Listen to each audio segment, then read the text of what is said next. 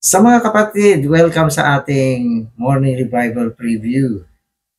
At ito ay sa pagpapatuloy uli ng ating paksa sa linggong ito, week 3, na kung saan sa kabuuan, tinatalakay natin yung life and building. Amen.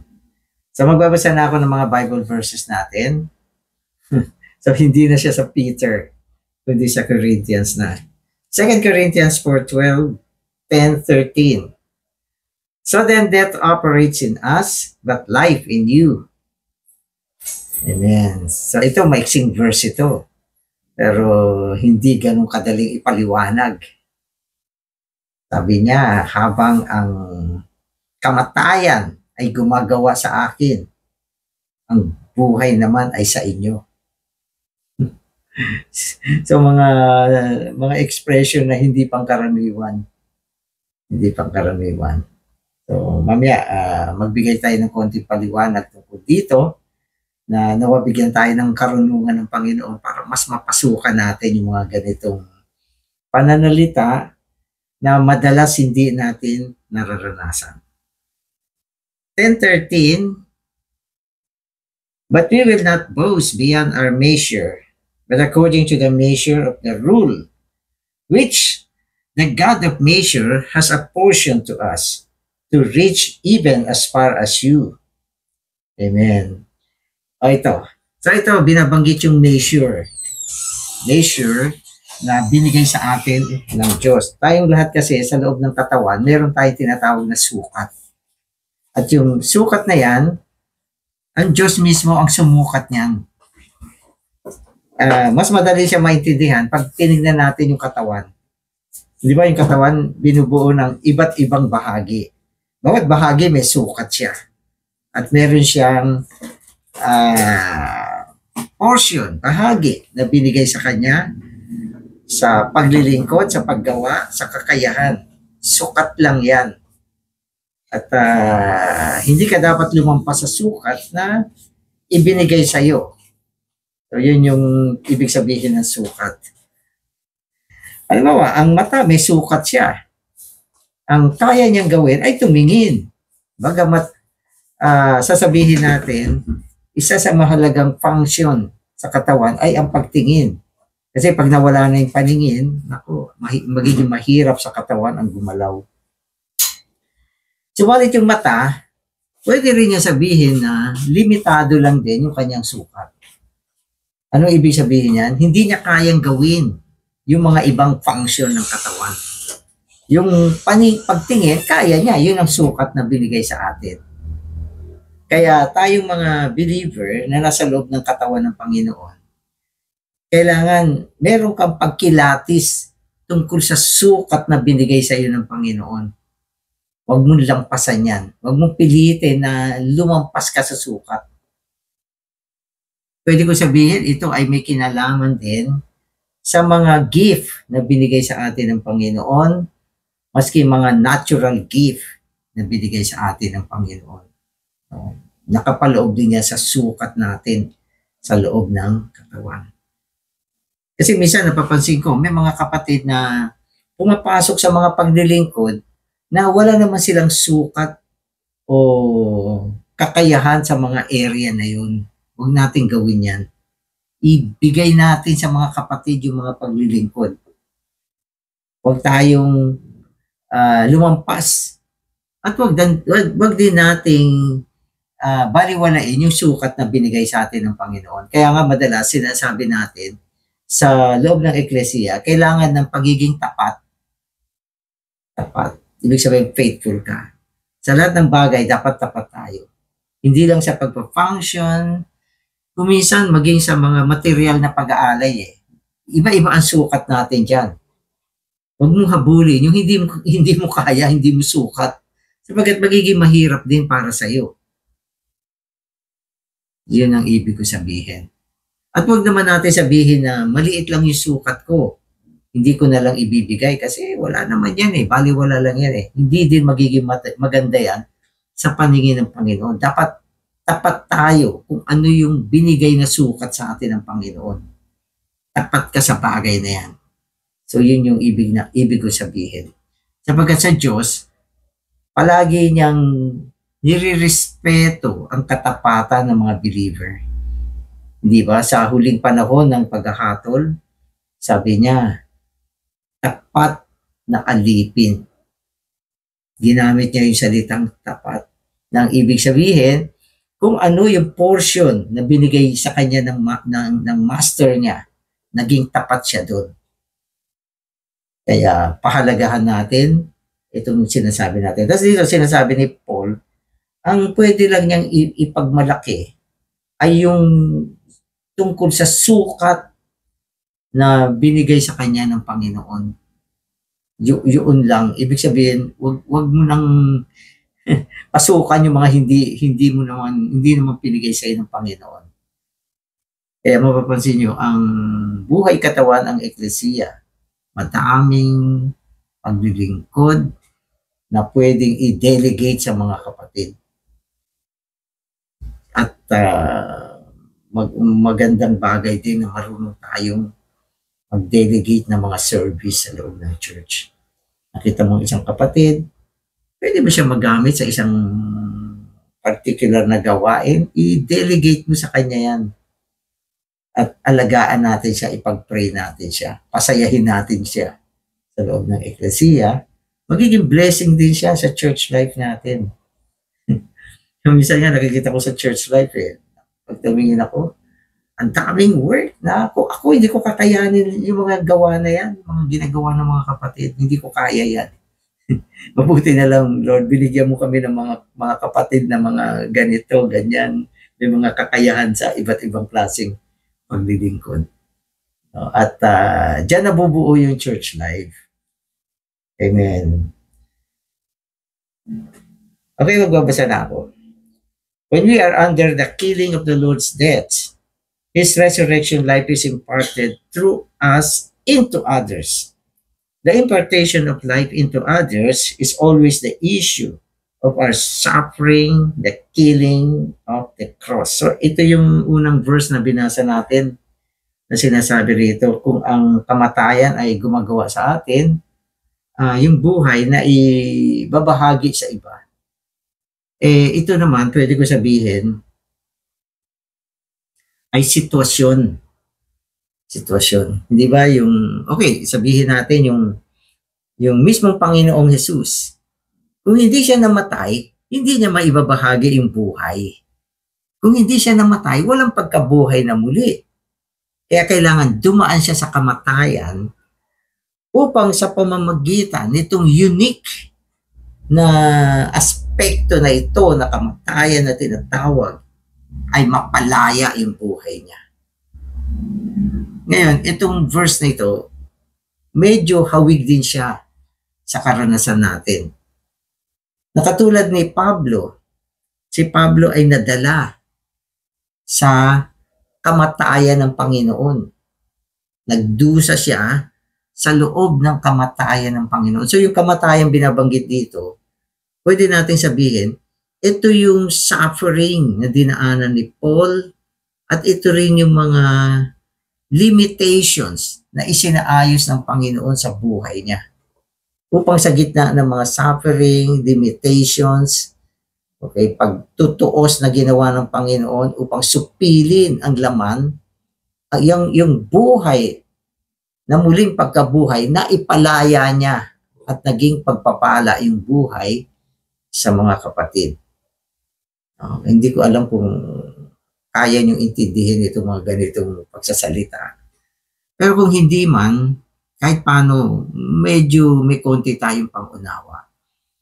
Na ang isang mananampalataya na palaging hinahanap yung comfort, yung kung saan maginhawa siya, kung saan hindi siya mahihirapan, kung saan hindi siya masasaktan, kung saan hindi siya magdurusa, yun ang kanyang direksyon na hinahanap niya. Hindi ka magiging blessing sa church. Kasi yan ang direksyon mo. Pero kung ibibigay niya yung sarili niya sa Panginoon, upang ilagay siya ng Panginoon sa isang sitwasyon na masupil ang kanyang laman, na naghahangad ng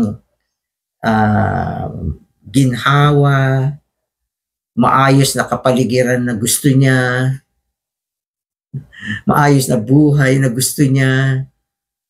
No? Kung hindi niya nasupil yung laman niya, hindi siya magiging blessing sa church. So, yan yung sinasabi natin. Ako naman, sa awa ng Panginoon, sumunod ako.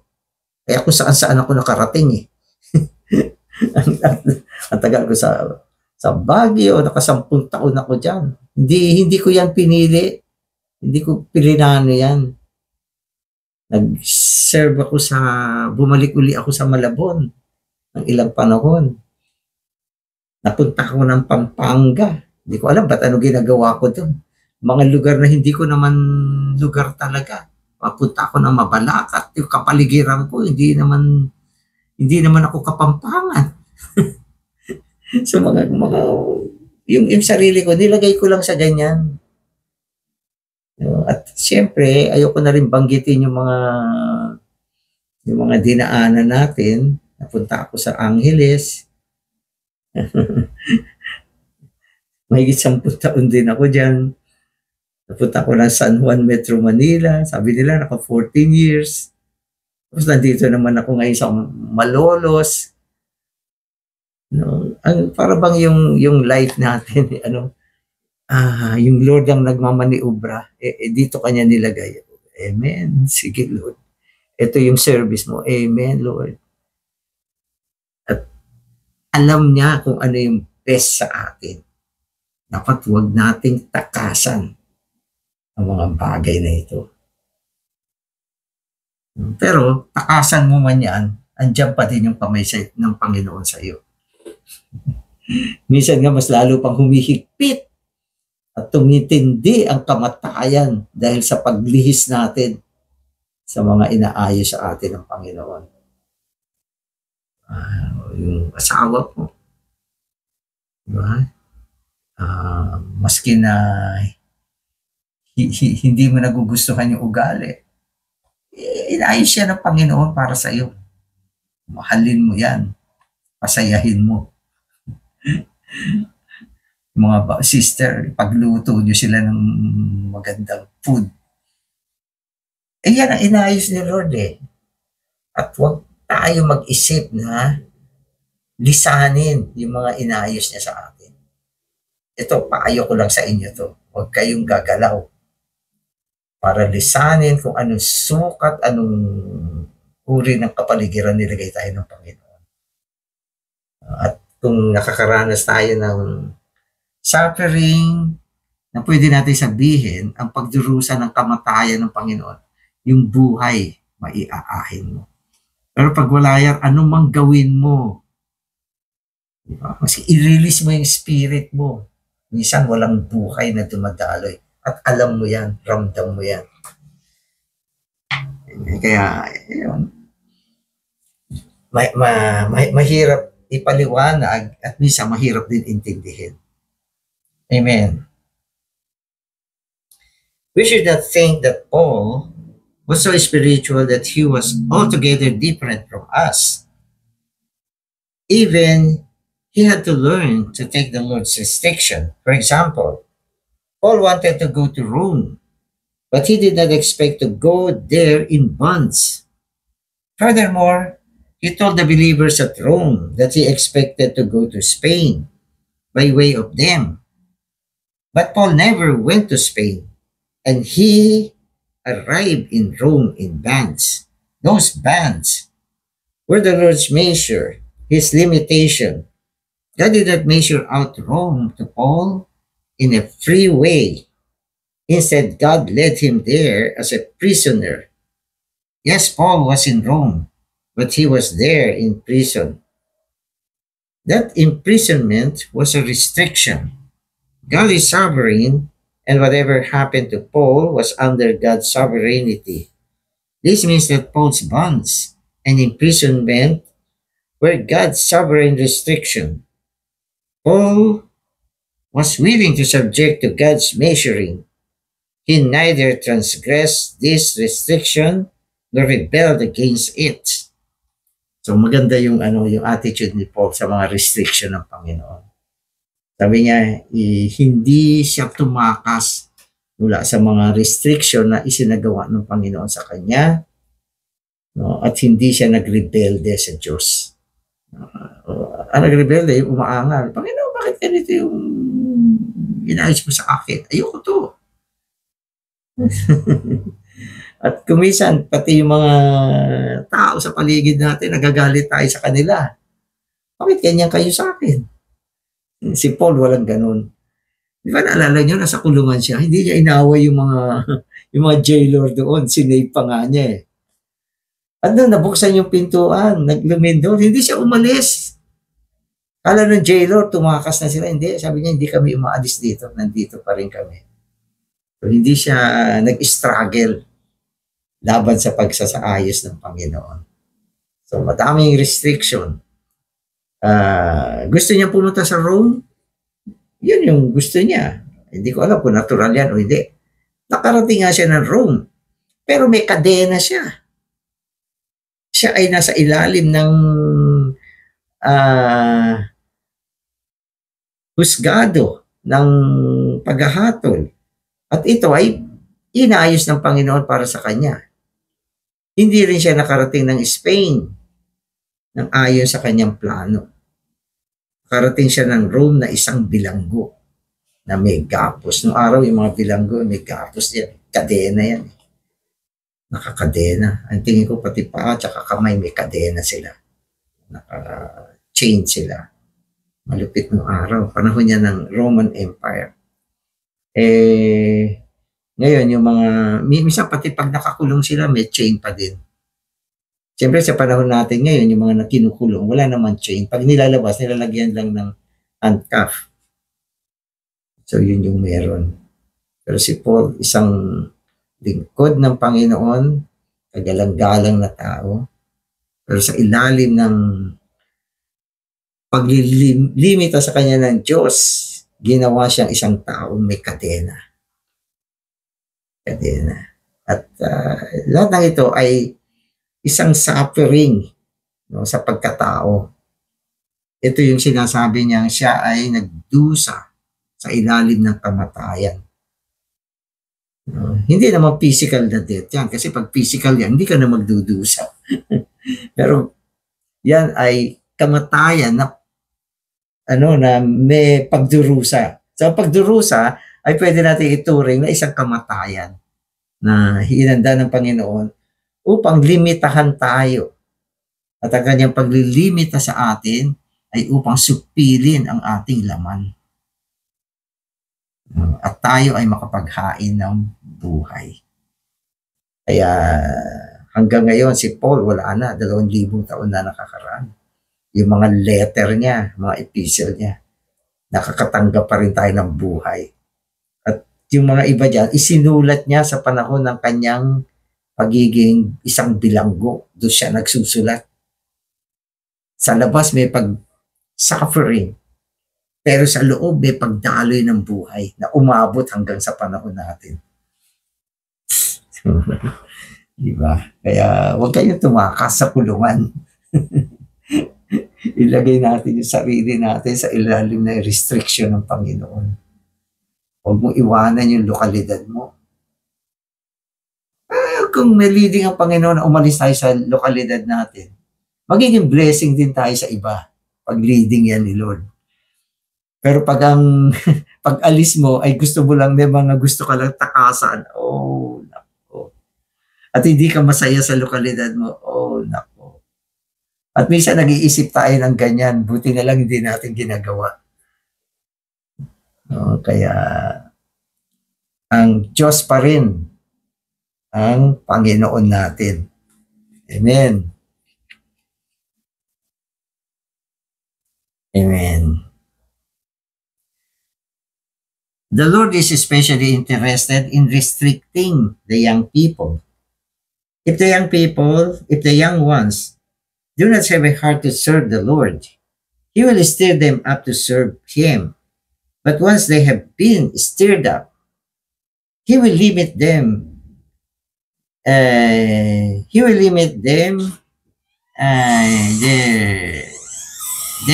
Okay. Human nature does not like this kind of limitation. Okay, so ito, mga young people na ang binanggit niya rito. So yung mga young people, lalo na, ang Diyos natin, gusto niyang restrictuhan ang mga young people. Limitahan sila. Ano ba yung binanggit dito, kung ang isang young ones, wala siyang pusong maglingkod, kaya ng Diyos na ipukawin siya. Stir up upang maglingkod. Pero pag naglilingkod na siya, medyo i-cool down niya. Amen. Yung paraan kasi ng paglilimita ng Diyos ay laban sa ating human nature. Laban siya. Ayaw natin yung ganun. Gusto natin malaya tayo sa mga gusto natin gawin. Amen. Okay, so tuloy-tuloy tungkol sa young people. For example, both in our sleeping and in our activity, we may not like limitations. When spiritually speaking, we are asleep. God will stir us up. But when we become too active, He will restrict us. Yung Christian life natin, may panahon na tutulog-tulog kasi yan eh. Hindi ito physical, ito ay figurative. Di ba? Yung gusto mo mag-church life pero ayaw mo mag-serve. Gusto mo nandyan ka lang. May mga ganong kapatid eh. So Brother Danny, magmi-meeting na lang ako. Huwag mo na akong kunin sa service. Okay, fine. At least nagmi-meeting ka. Pero sa panahon ng kanilang pagmi-meeting, i-stir up sila na mag-serve. Pag nag-serve na sila, active na sila, nag-serve, lilimitahan naman sila ng Panginoon. Hindi pwedeng sobrang na, yung aktibo na, parang wala nang limitasyon. Kasi tayo ay unbalance eh. Pag ayaw, hindi gumagawa maski ano. Pero once na-release, gusto pasukan lahat. Kaya dyan napapasok yung Panginoon na lilimitahan ka na niya. Gagamitin niya ang mga kapaligiran para i-hold on. So, hindi ko na babanggitin ano yung mga pamamaraan niya. Pero nakita ko yan.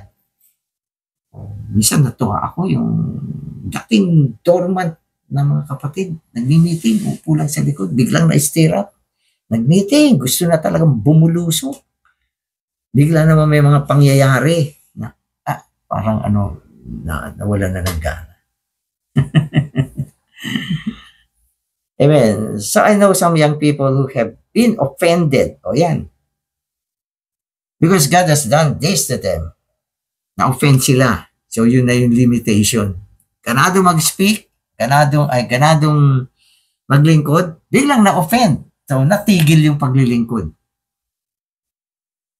Yan. Because God has done this to them. Sinadya ng Panginoon na ma-offend ka para medyo kayong ma-hold on ka. Hindi ka bumigay sa sobrang pagiging active. Amen. A young brother may want to be a leader among the young people.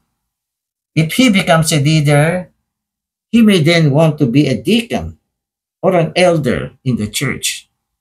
In these matters, he may expect to make a swift progress. Kala nyo sa sanlibutan lang may pangarap na masenso. Minsan may mga ganyan din sa church. Iisipin yan. May mga elder ngayon dito sa church, matatanda na. Sino ba yung susunod? Sabi ni young brother, rise up ako para next time maging deacon, maging elder. Hindi niya sinasabi. Pero merong ganyan sa kanyang puso. Gusto niya maggawa ng isang progress. Umangat sa loob ng eklesiya.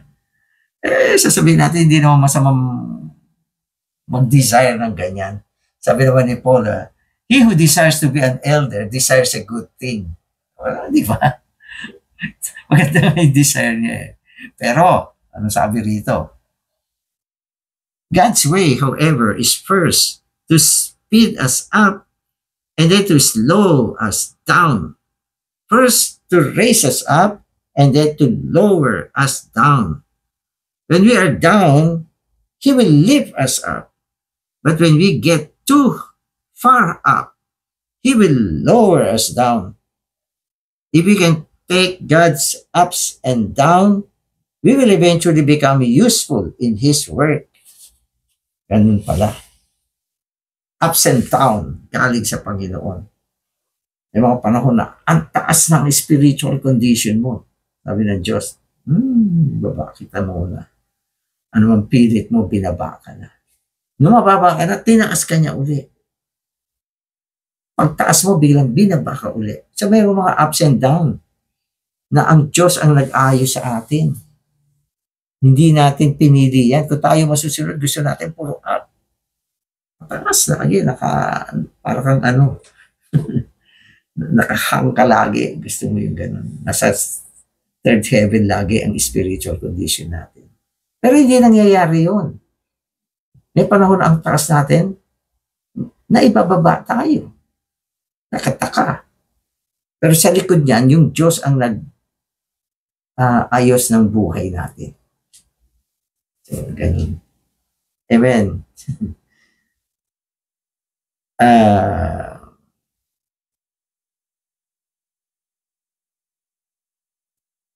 Many young people cannot tolerate God's ups and downs. After a few of these ups and downs, they want to quit. Ayoko na, sabi nila. Isang araw, nung nakaraan, okay na nga ako, taas-taas na ng kondisyon ko, biglang nagkaganito na naman. O pinilit uli ang tumaas, o bumaba na naman. Ayoko ng ganito, ayoko ng church life. Quit, sasabihin nila. Pero depende pa rin kung pumayag ang Panginoon. Hindi siya papayag. Their attitude may be, if God wants me up, then let me go up to the heavens and stay there until the Lord Jesus comes back. But if God wants me down, let me stay down. But I don't like going up and going down, down and up.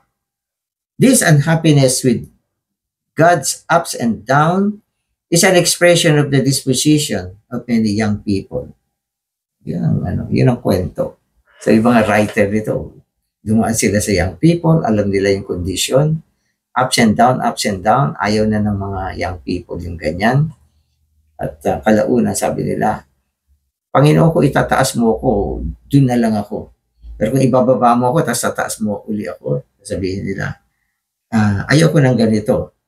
At itong ganitong attitude, ito yung disposition ng ating pagkatao. Ayaw natin yan. Pero yan ang ginagawa ng Panginoon sa atin. Amen. So sa last part na ako, sabi niya, I encourage the young people, especially to study this portion of the Word, 2 Corinthians 10:7-18, and learn from it how to conduct themselves in the church service and how to move in the Lord's Word, in the Lord's recovery. Yan, so mag-learn kayo. Pag-aralan niyo ang salita ng Panginoon, igawin ninyo ang inyong sarili sa mga paglilingkod sa eklesiya at kayo ay gumawa sa loob ng recovery ng Panginoon. At maging simple kayo. O sabihin ko, maging simple tayo. Simple lang tayo sa loob ng eklesiya. Huwag kang mag-isip kung paano ka tumaas. Kung ikaw man ay tumaas, ibig sabihin, humingi ka rin ng awa sa Panginoon na huwag kang maging palalo. At kung ikaw naman ay bumaba, humingi ka ng biyaya sa Panginoon na ikaw ay kanyang itaas. At manatili tayong naglilingkod sa Panginoon. Pag-aralan natin kung paano sinasagawa ng Panginoon ang tamang sitwasyon sa buhay ng tao. So kailangan alam natin ito. Huwag tayo mga mangmang pagdating sa paggawa ng Panginoon. Young people dito. You must know your rule, your limit. This means that you must know how much God has measured to you, how much He has apportioned to you. This restriction, this limitation is a very practical dealing with our flesh. So yun yung dahilan. yung paggawa ng Panginoon sa atin, ups and down, down and ups. Hindi na tayo pinapabayaan tumaas ng tumaas sapagkat gusto niyang bigyan ng restriction at tuusin ang ating laman. Kaya ang ginagawa ng Panginoon natin ay mga bagay na laban sa kagustuhan ng ating laman. Hanggang ang laman ay tuluyang mapatay at matuto tayo na sumunod sa Panginoon. So, yun lang naman. Amen. Our natural man wants to be without limitation. However, God knows our problem. Therefore, He sets up boundaries and restrictions so that we may stay within the measure that He has apportioned to us. Amen. So, mayroong mga part dito na hindi ko gano'ng nabasa. So, yung gitna niya, sabi rito, God does not want us to be always up or to be always down. Even in nature, the alternating of day and night testifies of this. Tingnan niyo, maski yung kalikasan, di ba? Hindi naman puro gabi. Hindi rin puro araw. Kundi ang kalikasan ay araw at gabi. So, ito ay mabuti sa tao. Di ba? Tumutugma siya sa kalusugan ng tao. Kasi may araw, may gabi. Kung puro araw, hindi magiging maganda. Wala na tayong pahinga. Kung puro gabi naman, hindi rin magiging maganda. Kailangan may araw, may gabi. Yan ay nature. At nagpapatunay na ang Diyos natin ay ganyang klaseng Diyos. God did not create us so that we would have a day or night that would last for many years. This may be according to our way, but it is not according to God's way. Kung akong pipiliin, gusto ko mahabang gabi. O kaya, mahaba namang araw. Isang taong gabi, isang taong araw. Hindi yan ang paraan ng Diyos. Kaya ang ating buhay Kristiyano ay parang gabi at araw pala. May ups, may down. At yan ang paraan ng Panginoon. Dapat matuto tayo mula sa Diyos. Amen. Hindi lahat ng gusto ng laman natin, ibibigay niya sa atin. Dapat ang Diyos ay laging contrary sa kagustuhan ng ating laman. Yun nga lang, minsan naiiba ang sitwasyon ng buhay natin dahil tayo ang pumipili kung ano yung gusto natin buhay. Amen. Oh, Lord Jesus, salamat Panginoon. Napakaraming bagay na kailangan namin matutuhan mula sa iyo. Lalo na sa panahon ng aming pamamalagi sa loob ng Eklesiya. Panginoon, salamat sa mga eksperyensya, pagsasaayos, at limitation na inayos mo sa aming buhay. Ito ay mabuti para sa amin upang sa pamamagitan ng mga limitations na minsan meron din pagdurusa, ang aming mga laman ay nasusupil. Panginoong Isus, hanggang sa kami ay ma-adjust mo at maging mga pagpapala na nakakapagdaloy ng buhay sa Eklesiya. Amen.